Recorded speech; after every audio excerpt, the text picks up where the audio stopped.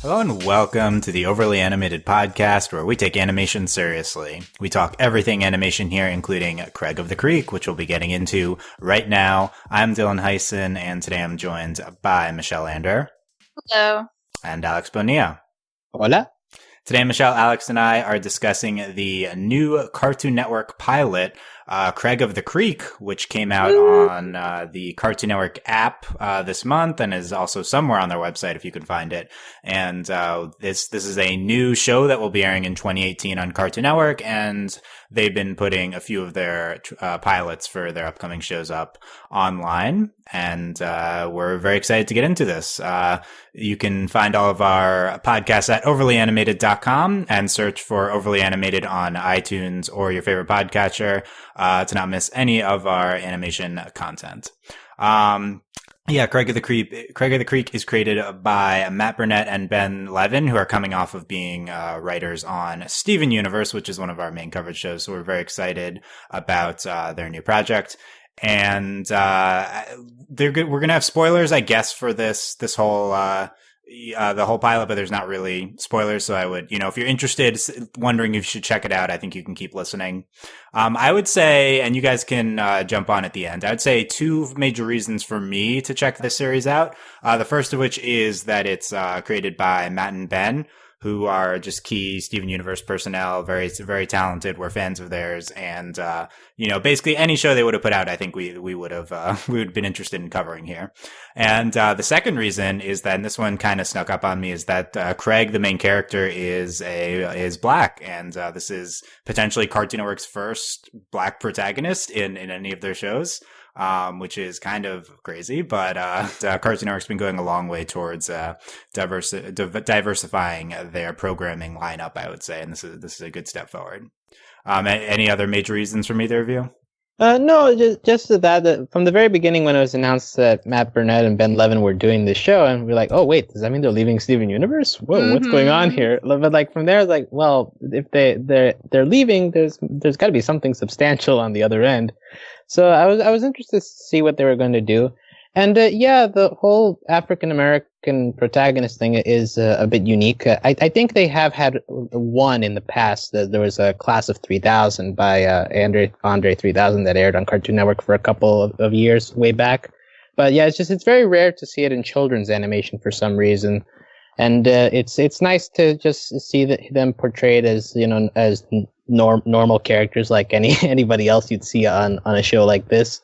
So there's just lots of little details that I guess we'll be getting into that make this worth watching. I didn't know that show existed. But I didn't either. Good job, Alex, bringing it to our attention. I had to dig this up, though. That's the only other one I could find for Cartoon Network. Yeah, we didn't mind trying to fact check this for a while. But it's just African American characters are for some reason extremely underrepresented in children's animation. It's very noticeable in a lot of shows, and I think Craig's going to go a long way towards helping that. There was only two other shows I can think of that I ever watched with African American protagonists, and one was The Proud Family, and I believe that was Disney Channel. Yeah, I think so. And then this show, I think it was on Nick Jr. back in the day, Little Bill, about like this little child. Okay. Yeah. Did little child things. Those are the only two I can think of, though. Yeah, and currently you have Doc McStuffins as well. I think that also has the African American little girl. But like for the tweens demographic, or like around there, it's been a bit harder to find. Yeah, Static Shock, not on our slate of channels, but yeah, that was a big one. So hopefully a socially progressive show, and one that, well, we'll see if we think it's good. So let's get into it. Craig of the Creek pilot. What are our impressions, Michelle? I really like it. I thought this was a very strong pilot, and it was like a whole 11-minute episode, which I wasn't expecting. I don't know, maybe the pilot's been getting longer, but it seems like, I don't know, Steven's wasn't that long. I think it was around like 8 minutes. But this looks really, really interesting. Like, I like that it's not like, it's more about, the adventures of like childhood imagination and like finding ways to explore in your backyard and like the creek and like the sewer and making that really fun. And the fact that it seems like a lot of the kids in the neighborhood kind of bond going into the forest and the creek. I don't know. It gives me weird, like a combination of like Codename Kids Next Door kind of like community vibes. And also like Hey Arnold, like just like, you know, the community of like kids living together in the street and interacting with like a bunch of characters, hopefully. So I really like that. I think that's a really cool aspect of the show. And I mean, yeah, all the three, I guess, I mean, I'm sure we'll see more of his family, but the two kids he hangs out with seem pretty awesome. And I love the girl so much. So this gives 2 thumbs up from me so far. Okay. Yeah, good stuff. Alex, what are your initial impressions of Craig of the Creek? Yeah, it was a little weird because like coming from Steven Universe, you got the whole fantasy setting and all, and then this is just very down to earth, very understated. So like it definitely it was interesting to watch. I think a lot of this is going to hinge on if the characters are end up being successful, because at least for me, like the whole like childhood adventures thing, it's nice and all, but it definitely gives off the vibe of I could pop in at any time I feel like it, and I won't have lost a thing. It was so I don't feel a need to follow it per se. But if the characters end up being strong, this pilot is a good start for sure. And if they end up being strong, I'll continue to watch because they were pretty funny. But yeah, this like around story wise, it's a very simple concept, which is okay, but it's not exactly what I was expecting considering the background that it came from. Yeah. Okay, so I'm gonna give my pilot rule for the next time on the podcast, what's the pilot rule? The pilot rule is pilots are never good. This is a universal rule. So that's not true. Okay, good relative to normal episodes of shows. So you need to you need to have very low expectations going into pilots. A lot of people just can't handle them. So don't like go into Craig of the Creek and expect it to be incredible. Like nothing is. That being said, for a pilot, this is extremely good. Like there's a lot of elements that a show in its second season could have, and it seems like that. Like the characterization is already at a high level. It's a very polished pilot. Another thing to keep in mind, I think, with this is that it's not clear how similar the rest of the first season, if this even counts as the first season, is going to be to this pilot, because if you look through the credits, you can tell a lot of people currently working on the show are not on board for the pilot. So it's possible that in 2018, when we continue, it's going to be a pretty different show. But that being said, I think there's a great foundation here, and this was a lot of fun. I think for me, the thing that stands out is the characterization. I think that Craig, Kelsey, JP seem already like great characters. I'm with Michelle. Kelsey is the absolute standout character. Oh, she's so good. Yeah. Even I don't know who her voice actor is yet, but she does such a good job. Yeah, we'll go through everyone, but I just in love with Kelsey already. This like every time she was on screen, it was incredible. I also think Craig was great, and we saw his whole family, and like we saw like a great portrait of him in 11 minutes. I thought that was excellent. And JP is very funny to start off with. So, like that's the big thing for me. Like check out Craig of the Creek for these 3 characters. Like that's a big reason. In terms of the world and the plot, I am currently uninterested. And that was kind of you guys, why do you want there to be a big plot? Well, because we want some plot. I don't know. I guess the issue here is like, besides the characters, what is there to be invested about? Right now, there's not really that much. It's just, they come back from school, they goof around a little, have their little adventures, and they go back home. It's very low stakes, and like that, it's fine to watch for 11 minutes, but like it does seem to need a little bit more of a hook. Although I think the characters in there being strong, that could be enough of a hook to keep somebody on. Right. That's kind of how I feel. Yeah. Yeah. I don't think this is actually a criticism that I'm like uninterested in the plot because I don't think they make an attempt to really build the world that much. They definitely make an attempt to build the world, but there's no attempt at a plot here. What they did, which is the correct way to like clearly this is the correct way to approach a new show. You make the characters first. Like Mel's co-host on here, like future published author Mel Moyer, says it tells me like the number one thing in your story is you need to before anything else have the foundation of the characters down, and this show absolutely does that, which is the correct approach, and that alone is going to get me to continue watching the show for a while. I'm worried that I won't ever be interested in the concept, I guess. Like I like that so they're just LARPing the whole time, which is live action role playing. You mentioned Kids Next Door, which is kind of a similar thing. The kids are just like LARPing in Kids Next Door. So LARPing is basically D&D, Dungeons and Dragons, except you're like moving around instead of playing at the table.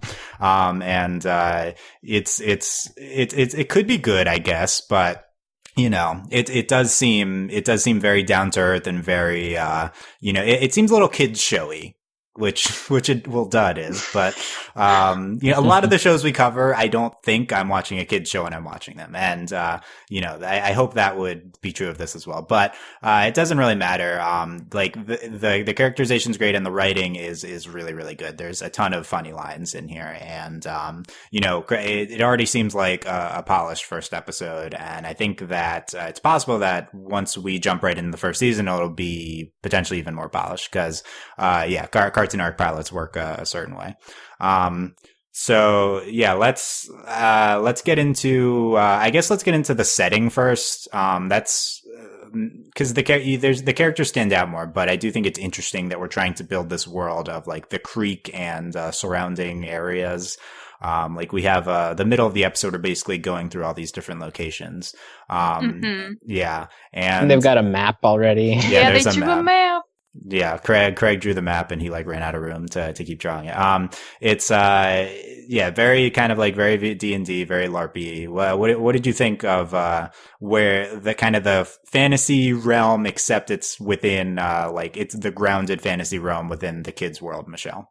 I think that's like one of the big appeals for me about the show. Like outside of us all agreeing pretty much that the characters are the number one important thing. But I think to have something kind of as broad as children going out and finding adventure in their backyards, like that might sound really lame, but I think it sounds kind of like, I feel like there's a lot of potential there because it's also about just like the kinds of people they find there and the different communities of kids that are kind of coexisting. Like you got the paintball kids, you got the kids in the sewer. There's so much diversity there, which I can so totally see like, just like singular episodes devoting time to all those plot threads. And if the characterization continues to be strong, I think that's a pretty, you got a good show there.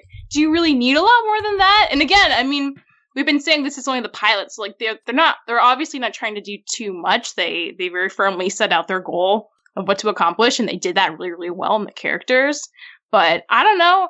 In my town, we had like this big, nasty, foresty part. And I used to climb the fence and go down there where all the like smashed bottles and like deer hung out. So I kind of like, I get it. I get the excitement of just like finding the adventure and being somewhere like maybe you're not quite supposed to be in or somewhere that like there are no adults. So I think it's a really great idea. Yeah, that was going to be one of my questions was, do you relate to like this, having these experiences as a kid? Yeah. And you do, Michelle? Yeah, I do. Okay, cool. Yeah. Alex, what about you and any parts of the world jump out to you? I guess I have a harder time relating since I grew up in more of an urban environment. So, like all this is like I only see on TV. Okay. But I do enjoy that they separate I think the theme of community being very strong in this show, like it makes its point very clear, and I think it works in like giving you the idea of how they interact with each other. I especially enjoy the sewer group at the end. They're pretty funny, and they've got their whole cult, I guess is the way to describe it.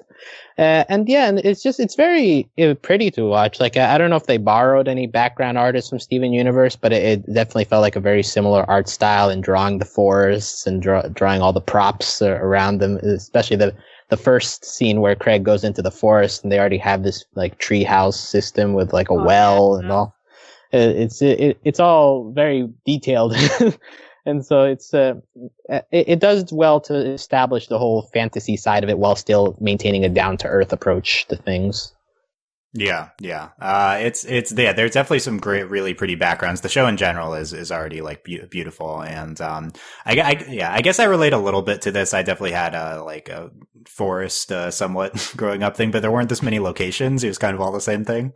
So that's fun to. Well, you had to imagine the other locations. I wasn't like LARPing, so I wasn't LARPing either. I guess I wasn't doing it right, but yeah, Craig's really into it with the LARPing. It's not clear how much of a thing that's going to be. Like he has his it's like the armor, his hoodie, level whatever armor, the purse of holding, right? And I don't know. I'm not clear how much of a thread that's going to be. I feel like we lose that a little bit as we go.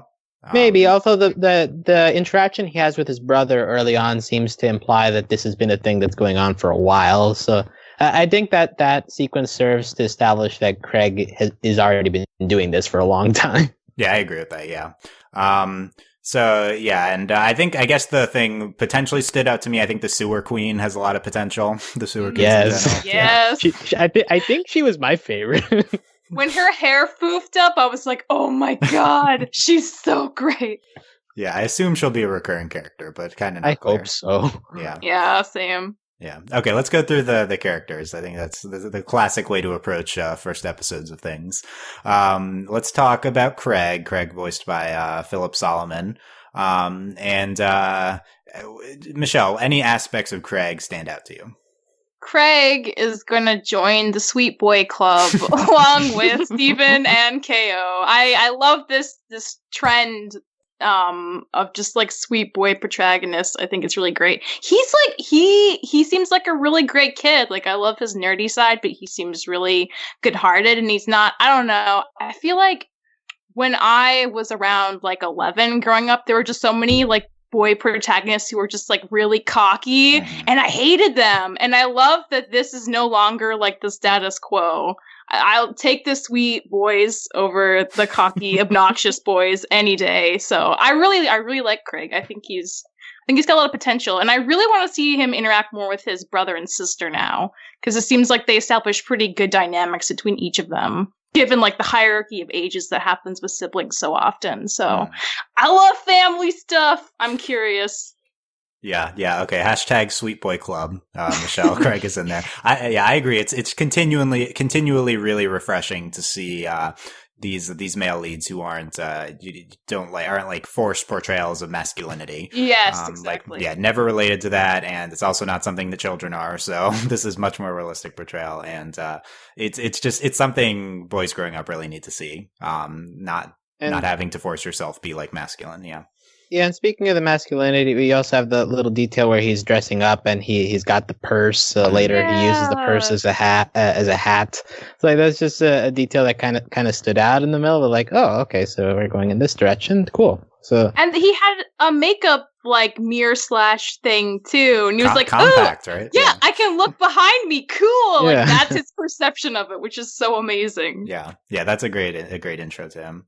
I think he's a little bit of a generic protagonist in the middle. Like he steps back to let the secondary character shine, and I think that's good. But I think Michelle mentioned one of the other big things that stand out is his family. I really like showing him interacting with his family in the beginning and end of the episode. I think his brother is a big standout so far. Yes. Yeah. The what's behind your back? My girlfriend's. I think that's one of the moments. Craig. Yeah. One of the moments of the episode. And then the little sister seems great. She's just like recounting her day the entire time, apparently.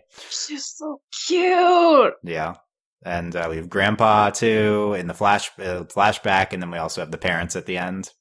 I think that's great. Alex, thumbs up on Craig.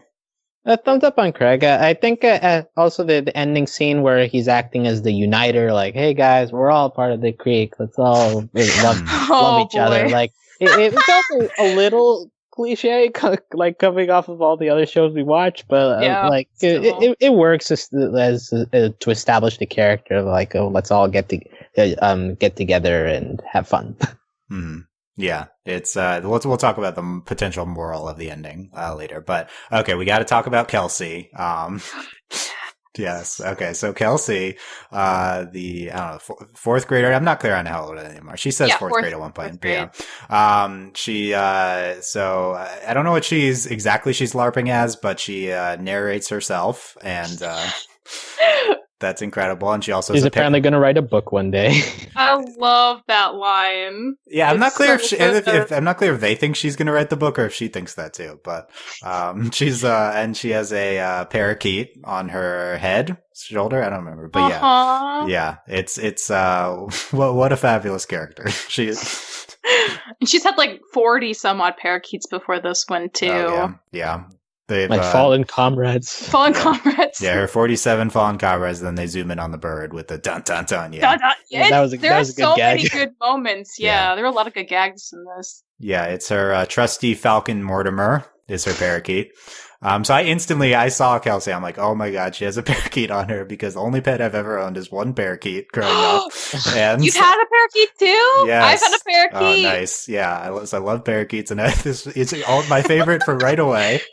And parakeets are very boring, so this was the correct portrayal, I think. Oh, well, the boys, which I'm pretty sure her parakeet is a boy, they talk a lot more, and so that's fun. Man, my parakeet talked a lot more, yeah. Did you ever get to the stage where they'd stay on your shoulder and they wouldn't fly away? No, absolutely not. They flew around a lot. But they could like mimic the sound of a door creaking or like water coming out of the faucet, which is pretty cool.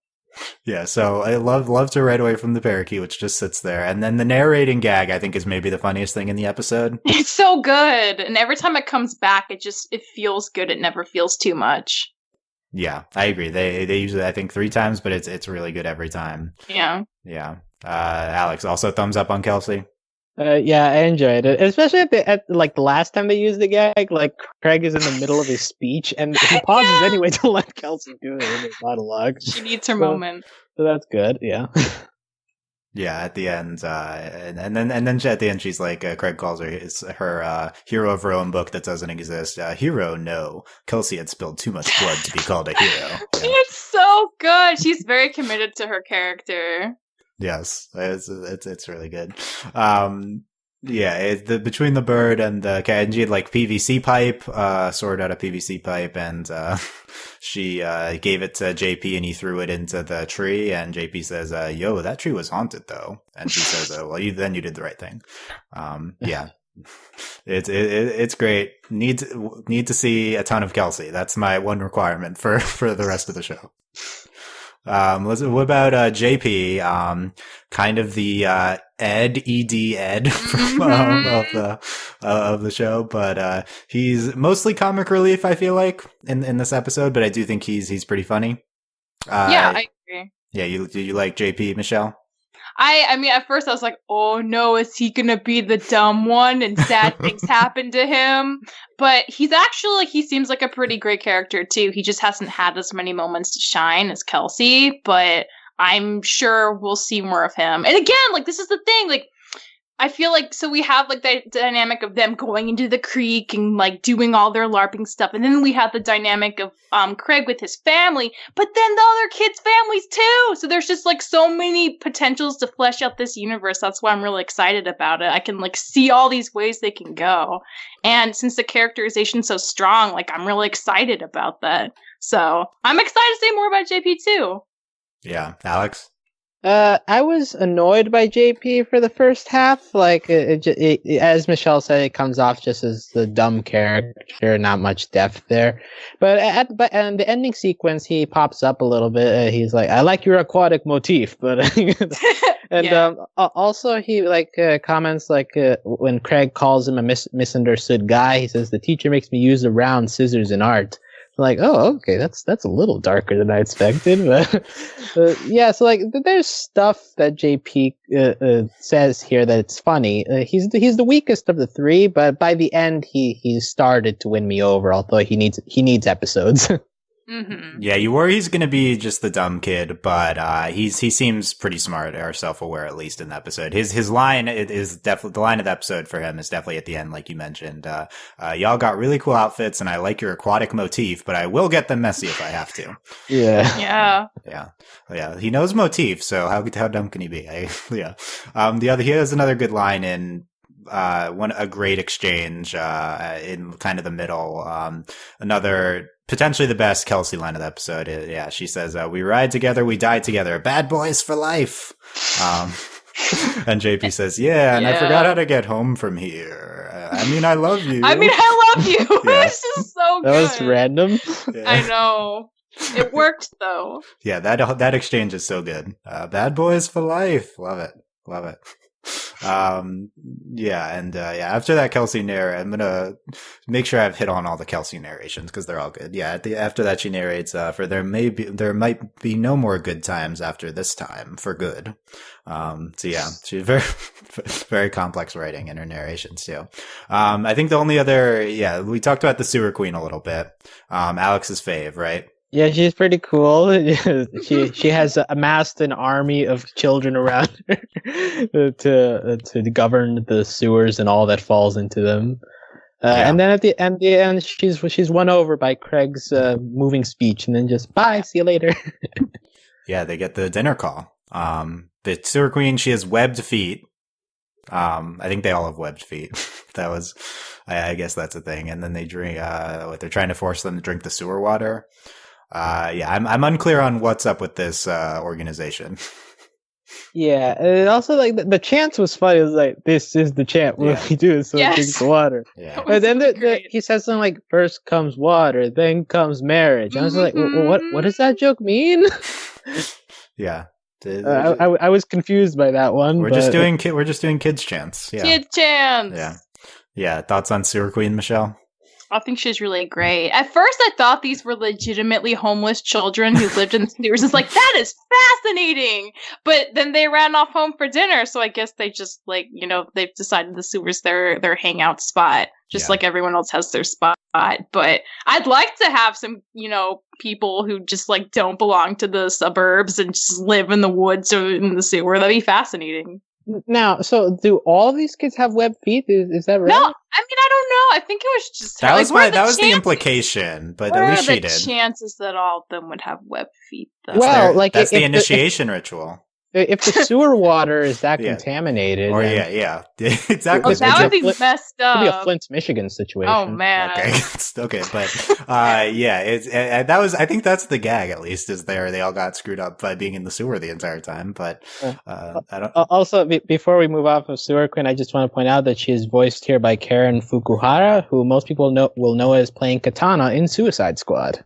I don't know about most people, but those unfortunate to have seen Suicide Squad. I'm sure there are enough unfortunate people who listen to our podcast. Yeah, that's true. That's true. Fun fact. Yeah, Thanks, Alex. Philip Solomon as Craig, Georgina Cordova as Kelsey, and H. Michael Kroner as JP, and then the great Phil Lamar as brother and granddad.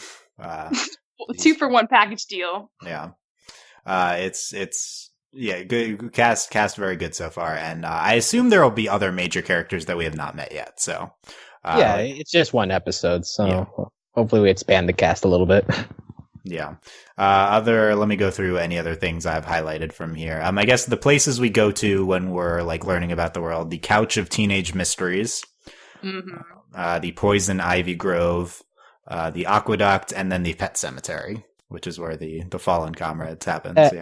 At the Aqueduct, there's a funny moment where they're passing by somebody who I think is just mowing the lawn or something. He's like, "Judy, call the police." Yeah, and then the police have been called later. Yeah. Yeah, but that part I think does well to remind you, hey, this is the real world, guys. If there are kids walking behind a fence, that's kind of a bad thing. Yeah. Then also the Rainbow Alley with the paintball field. Yeah. With the whole thing with the paint grenade. And then he hits it into the trees at the end. Yeah. We're talking about the sewer kids. I heard it, I thought they're just a myth. And then it's I saw a fourth grader that saw a different grader that. And then Kelsey after that is like, holy moly, they are real. Which I really liked. She's convinced from that. JP's tricked to see if the cat is under the deck, hitting the sewer a lot. That killed me. I thought that was hilarious. What about that? Because Because it was just like such an alarming, like awful way. I was just like imagining him trying to like find his cat that way and just like banging really loudly and screaming at the cat. It was just like I have always had cats, so like I just thought it was really great. Mm-hmm. Okay, thumbs up. JP also says, "Well, that won't be the first dark hole I crawled into today." Yeah, see, he did actually have some really good lines. There's a lot of lines, yeah. Yeah. We haven't pointed out so we see everything that's ever fallen down into the sewer, and there's a prominent Steven doll. Yeah. Yep. Yeah. Gotta get the Easter egg in there. Very prominent Easter egg. There were very big things in that pile that wouldn't have fallen into a sewer. Oh, so you're skeptical of that? Well, I'm just saying, like, I think I saw a TV in there. Who drops a TV in a sewer? The sewer kids are stealing stuff. That's our new theory. The hobos that lived there first and left it behind. Yeah. Did the kids kick out the hobos? Maybe. Okay. There's a lot of those kids. Already building the backstory. Wow. Well, we got to have a villain in this show somewhere, right? No. At the end we hit the grenades into the trees. Whoa, that could have killed us. Nothing can kill me ever. Is that Kelsey? I think it's probably Kelsey. That sounds like Kelsey. Yeah, we've only seen the pilot, but we're already like, yeah, it sounds like Kelsey. Yeah, she already is a very defined character, yeah. And yeah, the only other thing I want to talk about is the moral at the end with Craig. His takeaway, because he was afraid of showing his brother the staff in the beginning, so then it falls down the creek, and then at the end he's like, I'm never hiding again. I'm going to be a proud sewer kid. Yeah, and also the sewer queen is like, are you just here to take pictures so you can tell other people we're weird?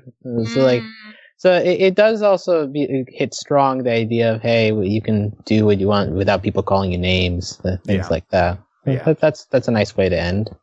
Yeah, at the very end, Craig says, or Craig's brother, "You smell weird, Craig. I am weird." Yeah, so it's just embrace weirdness. Hey, Craig, exactly. Embrace your weirdness. You like that, Michelle? Yeah, totally. It's a good message. Good message. Okay. Yeah, I am interested to see how much of it seemed a little bit fast to be the wraparound for the whole thing. I didn't particularly get the impression he was hiding it that much. It was just kind of that one moment with the brother in the beginning. But it's good. So we're going to be proud of being sewer kids, and I guess, or creek kids, not sewer kids, creek kids. Yeah, and I guess that's what the show's about, being creek kids. So yeah, I guess it'll be interesting to see how much, as we've said, how much they incorporate the family, like the actual real life stuff into this. Like if it affects Craig's relationships inside the creek or whatever. So if they try doing a balance thing, that would be something to look towards. Yeah. Michelle, anything specifically you might want to see from future episodes of the show? I want to see him try to interact with his older brother and have his older brother be really mortified. Yeah, I love that kind of stuff. Let's have old big bro come to the creek. Yeah. Oh, that'll go over well. Did you see his nice shirt? It's not a shirt for a creek man. Bring girlfriend too. Yeah, they're made to be a science project. Can work on science in the creek. Yeah. Yeah, needs to know about things like love. Yeah. I think the brother is a standout minor character so far, so I'd like to see more of him and little sister, and just whole family. I think that I want to see Grandpa. He seemed chill in that one little flashback. Yeah, Grandpa was cool. So I don't know. I think that's what I got on Craig of the Creek. Michelle, any closing thoughts? I actually feel pretty hyped for this show. I feel like it's one I'll probably, watch as much as it airs, and maybe we'll be lucky and it'll air weekly instead of random bomb format, but who knows? Absolutely not. This is a Cartoon Network show. What are you talking about? I can't even imagine what a bomb of Craig at the Creek would be like, though. Like, how could they make an arc? I don't know. Kelsey bomb when? Kelsey solo bomb. But I mean, like, KKO, they did like a month of new episodes to start it off. I could see them doing it for Craig of the Creek. They could just whole slew all at once. That's true. This is even more of a thing than I think. This is like an underreported story how much kids networks just bomb out new shows in the first week or month. It's very, very common. Like, it's almost like a favorites happen for any given show. So I would expect Craig of the Creek month coming up in April or whatever. That's probably what they'll do. Yeah, this definitely feels like a spring show. Yeah, it does. I don't think Cartoon Network cares about that, but Probably we'll not. But the timing could be right for April. It could, yeah. It might just happen anyway. Alex, closing thoughts. Yeah, one thing we haven't mentioned that I always like to is hear the music of new shows, and this definitely has like a strong ska vibe, especially considering that Matt Burnett had done like fan art of Ronaldo in like ska outfits I've seen before, so that makes total sense.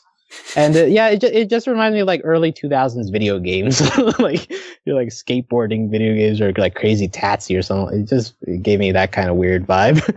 But I like that. Yeah, I was into it. It was very upbeat. Especially, I think the music was most notable in the beginning sequence where he's changing and all, and he's like running from corner to corner of his room. But just in the show in general, for as we've said, for a pilot episode, it is pretty strong. I think they've done a good job just throwing you into the rules of this environment. Kelsey is great. Craig and JP have room to work with, and yeah. I want to see this a little bit more of this. I'm interested. Yes, definitely. Yeah, you could. Yeah, definitely. No, interest peaked is the goal of any pilot. So mission accomplished. Matt and Ben, good job. Yeah, correct. I definitely think this is a successful pilot. Like this is probably the strongest. If this was just like I don't know how the dynamics work, like because there's like the pilot program pilots, and then this was maybe more of a made to order thing. I don't know, but this was like one of the stronger Cartoon Network pilots I've seen in a long time. So I guess like Infinity Train, right? But like this is on that level. I think. Infinity Train. Okay, save it. Full of dead friends. Yeah, this is just an appetizer.